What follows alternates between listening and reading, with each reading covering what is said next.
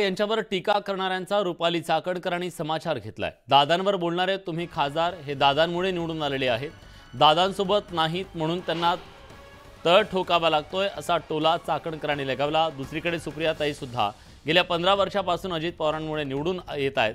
दरम्यान अजित पवार मुख्यमंत्री व्हावे ही सगळ्यांची इच्छा आहे, त्यामुळे त्यासाठी प्रयत्न करू अशी जोरदार टीका चाकणकरांनी विरोधकांवर केली। जे खासदार दादांवरती बोलतात त्यांनी आत्मपरीक्षण करावं, काहींना तर 10 महिने तळ ठोकावा लागणार आहे असंही सांगितलं। याचाच अर्थ असा, दादा होते तोपर्यंत फक्त मतदानाच्या दिवशी निकालाच्या दिवशी यावं लागत होतं, दादा सोबत नाही म्हणून आता 10 महिने तळ ठोकावा लागतोय। याच्यावरून आपण समजून घ्यावा की दादांमुळे निवडून आलेले आहेत, त्याच्यामुळे दादांवरती बोलल्याशिवाय यांची जाहिरात होणार नाही। तर त्यांनी हे अशा पद्धतीने बोलणं आता बंद करावं आणि लोकांमध्ये जाऊन खऱ्या अर्थानं आपली काही मानसिकता। गेली 15 वर्षे सुप्रियाताई फक्त दादांमुळेच निवडून आलेत असं त्याचा अर्थ होतो? असा अर्थ नाही आहेच।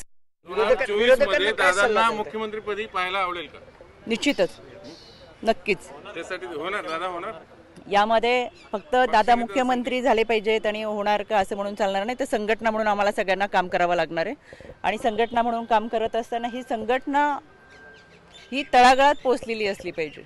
त्यावेळेसच आम्ही खऱ्या अर्थानं कार्यकर्ते, दादांचे कार्यकर्ते म्हणून आम्ही त्यांचं स्वप्न म्हणजे आमचं सगळ्यांचं स्वप्न पूर्ण करू शकतो। फक्त होणार का, होतील का किंवा घोषणा देऊन असं होणार नाही, त्याच्यासाठी आम्हाला तळागाळात पोहोचलं पाहिजे आणि संघटना बांधली पाहिजे। नांदेड जिल्ह्यात जलजीवन मिशनच्या कामात दिरंगाई करणाऱ्या 15